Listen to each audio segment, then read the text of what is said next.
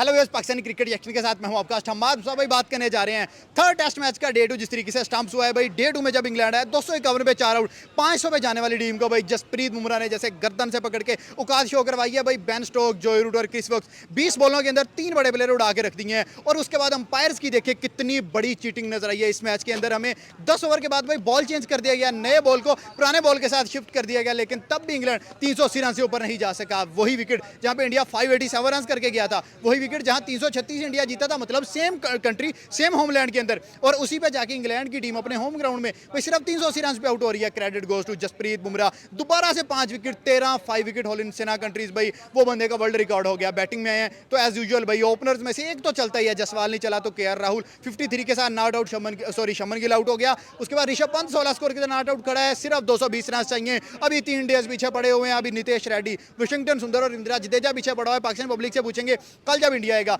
कितने रन ठोकेगा भाई, राहुल 100 करेगा या क्या बनेगा?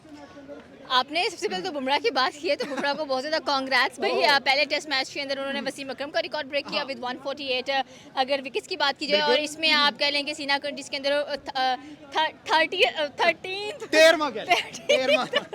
13th हम लोगों को 500 नजर आया है, far away from home specially. जो लोग कहते हैं कि बाहर सिर्फ इंडिया अपने मुल्क के अंदर ही भाई बब्बर शेर नजर आता है, वो बाहर के मुल्क भी बब्बर शेर नजर आ रहा है। और भाई किसी दूसरी कंट्री में जाके वहाँ घुसकर उनको मारना ये अलग ही मजा आता है भाई। वो कहते हैं ना रूलते गए यहाँ पर चेस पड़ी है। इंडिया का वो हिसाब किताब चल रहा है, ठीक है। और बहुत अच्छी बात है कि बुमराह का इस बार भी हमें 500 नजर आया। साथ में सिराज ने बहुत अच्छा खेल के हेल्प आउट किया है जसप्रीत बुमराह को।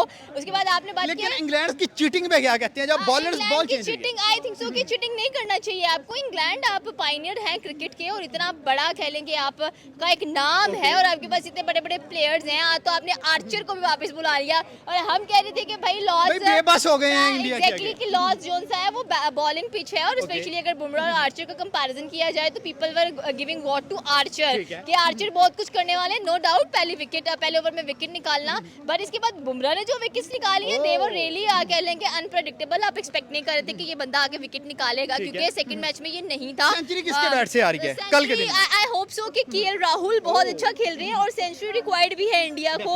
और अगर इंडिया को सेंचुरी रिक्वायर्ड है तो बहुत अच्छी, I think standing with Rishabh Pant. और मुझे लग रहा है कि इन दोनों का एक अच्छा पार्टनरशिप बिल्डअप होने वाला है और होना भी चाहिए। 243 रन रहते हैं, क्या इंडिया उतार लेगा? डेफिनेटली इंडिया उतारेगा, क्योंकि देखिए आपके पास अभी बहुत बैट्समैन मौजूद हैं और जडेजा, नितेश रेड्डी है। और आई होप सो कि कल का जो दिन है वो बहुत जबरदस्त, क्योंकि आई थिंक सो कि ये जो थर्ड वन टेस्ट मैच है ये क्रूशियल है।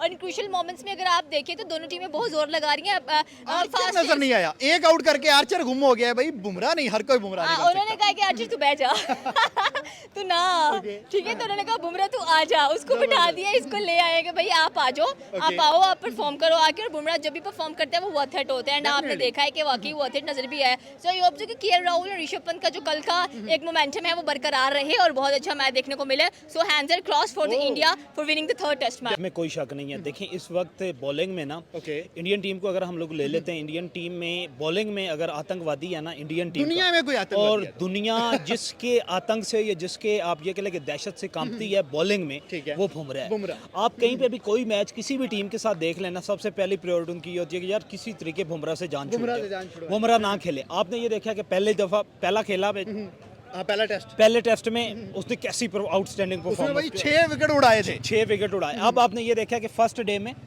5, सेकंड में इंजर्ड हो गया, नहीं तो ये 15 पे जाना था। डे 1 से लिंक करता हूँ। जैसे डे 1 डे क्लोज हुआ था, बेन स्टोक और जोई रूट बहुत स्ट्रॉन्ग खड़े थे। ऐसा लग रहा था जैसे इन्होंने बस छोड़ना नहीं, खा जाना है। ऊपर लॉर्ड्स का मैदान और जोई रूट का वैसे ही रिकॉर्ड है।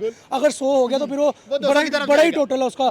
तो देखें आते साथ ही पहले 20 स्कोर के अंदर बुमराह का आउटस्टैंडिंग स्पेल डालना, उसके बाद बड़े प्लेयर्स को आउट कर जाना। हाँ, एक यहाँ पे मिशन में एक गलती हो गई जो कि ये थी कि क्या कहते हैं जिमी स्मिथ का कैच ड्रॉप हो गया। नहीं तो मेरे ख्याल में जो इंग्लैंड है वो तो बहुत जल्दी घेर हो गया था और इंडिया पर पूरा दिन जाना था। लाइक 70 ओवर्स कम से कम मारने थे।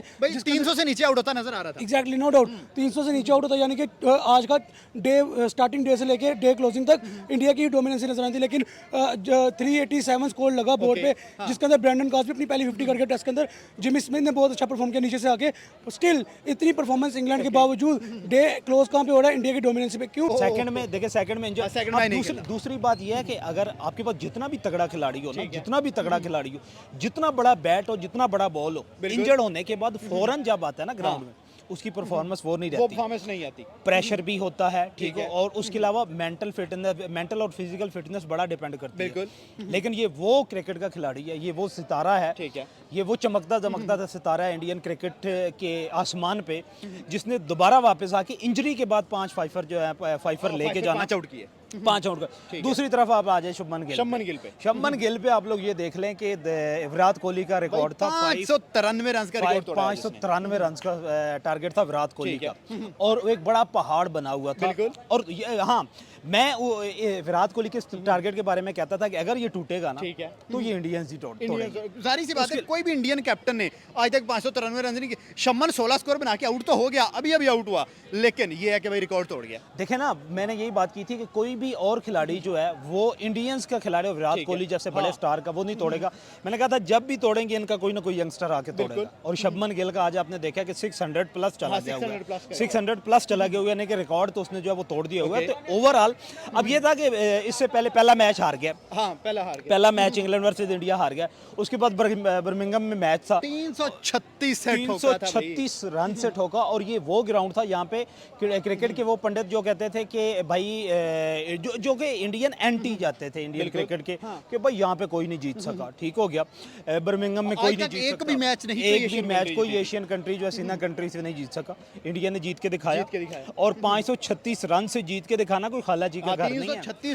336 से जीत के दिखाया, ये खाला जी का घर नहीं है। और ये मैं कहता हूँ कि इस वक्त जो एरा चल रहा है क्रिकेट का, उसमें इंडियंस ही कर सकते हैं, इसके अलावा कोई नहीं कर सकता। अभी लॉर्ड्स का ग्राउंड है, लॉर्ड्स के ग्राउंड में होम ऑफ क्रिकेट, ठीक है। और इस पे भी ये कहते हैं कि इस पे तो भाई सवाल ही नहीं पैदा होता कि कोई बंदा इंग्लैंड वालों से मैच जीत जाए। और साथ क्या लगाया जाता है, सपोर्टिंग आर्गूमेंट क्या दिया जाता है कि भाई they are the founding father of cricket. ऐसा ही है, ठीक हो गया। और अब उन्होंने, इंडिया ने ये बता दिया, we are the grandfather of cricket, we are not the founding father but we are the grandfather of cricket, and we will teach the England how to play. ओहो भाई कमाल। उन्होंने बताया कि हम लोग जो है ना क्रिकेट खेलते हैं और हम पूरी दुनिया को बताएं, सिर्फ इंग्लैंड को नहीं बता रहे, पूरी दुनिया को बता रहे हैं, सिखा रहे हैं, बता रहे हैं कैसे खेलना है। यार इसका सारे का सारा क्रेडिट जो है ना, जितने यंग आप ये कह लें यंग गर्ल्स चल रही हैं इंडिया की, सारे का सारा क्रेडिट एक तो मैनेजमेंट को जाता है, दूसरा आईपीएल को जाता है। ये बात सही है, सारे का सारा क्रेडिट। अब ये देख लें कि पूरी दुनिया में क्रिकेट में सबसे ज्यादा बेहतरीन टैलेंट का प्रोडक्शन हाउस जो है वो आईपीएल है। और आईपीएल से कभी भी कोई खिलाड़ी फ्लॉप नहीं। आईपीएल के रिलेटेड आपने बात की, बताते चलो 2 दिन पहले एक सर्वे हुआ है, आईपीएल दुनिया की सबसे बड़ी लीग बन गई है, फुटबॉल हॉकी किसी भी चीज को छोड़ के सबसे बड़ी बन गई है। भाई बनना था ना। अभी रिसेंट मैच देख लें, 2025 का आईपीएल देख लें, 2024 का देख लें, खिलाड़ी चेक करें कि कितने कितने महंगे खिलाड़ी, कितनी कितनी महंगी टीम, 27 करोड़ का एक खिलाड़ी, और फिर एक टीम की वर्थ चेक करें। और फिर उन्होंने दुनिया के महंगे तरीन खिलाड़ी, जिसको पूरी दुनिया में इवन कि यूरोप वाले भी नहीं खेलते, वो अफोर्ड नहीं करते खिलाड़ियों को, लेकिन वो लेके आते हैं। उन्हें महंगा बांग्लादेश से मिलता है, वो पाकिस्तान को तो खैर वो मैटर ही नहीं करते, वो कहते हैं कि हमारे साथ तो ये काबिल ही नहीं है खेलने के। लेकिन उन्हें दुनिया में कहीं पे भी, ऑस्ट्रेलिया से मिले, उन्हें इंग्लैंड से मिले, उन्हें बांग्लादेश से मिले, अफगानिस्तान से मिले, जिधर से भी मिले, महंगे से महंगा खिलाड़ी वो लेके आते हैं और इन बड़े खिलाड़ियों के साथ अपने यंगस्टर को खिलाते हैं। और फिर जब वो इंटरनेशनल लेवल पे आते हैं, उन्हीं के साथ उन्हें पता होता है, इनके साथ हम होम ग्राउंड में उनके साथ खेल के फिर इंटरनेशनल ग्राउंड में आते हो, तो उनके अंदर किसी किस्म का प्रेशर ही नहीं है। अगर बात करें सेकंड डे की, बुमराह ने जैसे आगे स्टार्ट किया, 3 बैक टू बैक विकेट्स गिराए, लेकिन उसके बाद सिराज साथ नहीं दे सके, काशदीप उस तरह साथ नहीं दे सके, इंग्लैंड 370 पे चला गया, शुभमन गिल नहीं चले, उसके बाद करुण नायर ने 40 किए, जसवाल नहीं चला। क्या लग रहा है कि इंडिया इंग्लैंड के 380 रन उतार लेगा? यार देखें, अभी खिलाड़ी तो तीनों, नायर जो है, शुभमन गिल जो है खिलाड़ी, तो जसवाल जो है, तीनों खतरनाक बैट थे, ठीक है, ये नहीं चले। लेकिन ये जो टारगेट है ना, ये इंडिया के लिए कोई मान ही नहीं रखता, ठीक है। उसकी रीजन आपके पास है कि इंडिया की आप बैटिंग लाइन पे लेकर आते हैं, वो 7th 8th तक जाती है। नीतीश कुमार रेड्डी, वाशिंगटन सुंदर, रविंद्र जडेजा, ऋषभ पंत, क्या राहुल, बड़े बड़े बैट सारे अभी पड़े हुए हैं ना, ऋषभ पंत पड़ा हुआ है, बेहतरीन खिलाड़ी अभी भी उनके पास। देखें 7th 8th तक ये दुनिया की पहली टीम है जिसमें 8वें 9वें खिलाड़ी तक उनके पास बैटिंग होती है, और वो गेम किसी भी वक्त गेम का काया जो है वो पलट सकते हैं। तो इसमें कोई डाउट ही नहीं है, कोई दो राय ही नहीं है, बड़ी आसानी से इंडिया ये मैच निकाल लें। आप देखिए कि बुमराह का 5 होना, भाई पीछे 200 टोटल रन रह गए हैं, पीछे नीतीश कुमार रेड्डी है, जडेजा है, वाशिंगटन सुंदर है। एग्जैक्टली मैं यही बात करने लगा था कि जैसे बुमराह का 5 है ना, आज के डे के अंदर सबसे बड़ी डोमिनेंसी ये थी इंडिया की। उसके बाद आप देखिए जैसे जायसवाल ने इनिंग के स्टार्ट में क्रिस वोक्स को पहले ही ओवर में 3 चौके लगाए, 13 स्कोर लगाए। यहाँ से नजर आता कि जायसवाल एग्रेसिव क्रिकेट खेल रहे हैं और एग्रेसिव क्रिकेट के खेलने के चक्कर में जायसवाल का एज निकला और आउट हुए हैं। देखें उसके बाद जैसे करुण नायर ने आगे परफॉर्म किया, के राहुल ने जो इनिंग को बिल्ड किया है, लाइक एक विराट कोहली की जो एक जगह होती थी ना, लाइक आगे इनिंग को दूसरा विराट कोहली ही एग्जैक्टली मुझे नजर आ रहा है कि इनिंग बिल्ड करने में के राहुल विराट कोहली बाद दूसरे नंबर पे आएगा। और देखें जैसे ये इनिंग बिल्ड करके फिर अपनी 50 करना, उसके बाद आज के दिन के अंदर 3 विकेटों के नुकसान पे 150 प्लस जाना, मेरे ख्याल में ये एक बहुत बड़ी डोमिनेंसी थी इंडियन प्लेयर्स की तरफ से, टीम इंडिया की तरफ से। अब देखें पहले दूसरे दिन के अंदर आपका 150 प्लस हो गया है, ठीक है, कल आओगे आप आके स्टार्टिंग में ही फ्रेश माहौल के अंदर आके आपने एग्रेसिव क्रिकेट खेलेंगे तो मेरे ख्याल में ये दूसरे सेशन में लीड उतर जाएगी। और लीड उतरने के बाद अगर ऊपर 100 स्कोर भी दे देते तो मेरे ख्याल में ये बहुत बड़ा एक डोमिनेटिंग पॉइंट 450 तक इंडिया जाता नजर आ रहा है। डोमिनेटिंग पॉइंट होगा 450 प्लस ही मुझे लग रहा है कि 475 480 समथिंग जाएंगे, जिसके बाद यानी कि लीड उतरने के बाद भी 100 की लीड ऊपर बचेगी। और मेरे ख्याल में ये 100 की लीड में बुमराह जिस तरह फॉर्म में है, दूसरी इनिंग में पहले 100 की लीड के अंदर ही 2-3 विकेट निकाल देगा। जहाँ अगर 100 की लीड के अंदर 2-3 विकेट निकल गई तो मेरे ख्याल में मैच वन साइड होने वाला है। अभी जो डे 2 के स्टंप्स हुए मैच कितने कितने बैलेंस में खड़ा है? 50-50 है, 70-60 है, 70-30 है, क्या हिसाब? देखिए मैं अभी दूंगा 45-55, लाइक 45 इंग्लैंड और 55 इंडिया, क्योंकि अभी तड़के वाला मैच है। अभी मैच वो एक सस्पेंस डला हुआ है, क्रूशियल मोमेंट है कि लाइक किस रुक जाएगा, क्योंकि अभी 200 की लीड भी है, 7 विकेट जिसके अंदर लाइक ऋषभ पंत है, के राहुल है, उसके बाद जडेजा है, उसके बाद वाशिंगटन सुंदर, नीतीश कुमार रेड्डी है। ये नीतीश कुमार इतनी बड़ी बैटिंग लाइन आपने गिन दी है, फिर भी क्या नीतीश कुमार रेड्डी और वाशिंगटन सुंदर की अगर बात कीजिए तो पिछले दोनों मैचेस में इनकी परफॉर्मेंस नहीं आई। एक वाशिंगटन सुंदर की भी एक परफॉर्मेंस आई है, लाइक वो आउटस्टैंडिंग परफॉर्मेंस वाली बात नहीं। तो मेरे ख्याल में अगर इस मैच में भी उनकी परफॉर्मेंस ना आई तो फिर जो है मैच वो डगमगाता नजर आ रहा है। इसी वजह में 55-45 थी। हाँ, कल के दिन में अगर ये दोनों की परफॉर्मेंस आ गई तो मेरे ख्याल में वन साइड मैच पहली इनिंग से ही हो गया। पहली इनिंग से हो चुका है। सर क्या समझते हैं आज जसप्रीत बुमराह पे बात करें, पहला match fifer, second match miss किया, थर्ड मैच में फिर फाइफर, यार वो बॉलिंग में वो बंदा जाइंट बना हुआ है, गैंगस्टर बना हुआ है। देखिए हेडिंगले में उसने फाइफर किया पहली इनिंग में, सेम एज लॉर्ड्स के अंदर भी पहले इनिंग में फाइफर किया। देखिए हेडिंगले में 75 स्कोर खा के फाइफर किया, यहाँ पे 74 स्कोर खा के फाइफर किया। तो मेरे ख्याल में देखिए बुमराह जो है, बुमराह का no doubt world class bowler है और एक टैलेंट नजर आता है। हाँ, अनफॉर्चुनेटली इनिंग के स्टार्टर में जो स्टार्टिंग बिल्ड हुई वहां पे बुमराह को विकेट नहीं मिला, ये ड्रॉबैक नजर आया। 251 में 4 आउट थे, लग रहा था 500 जाएंगे।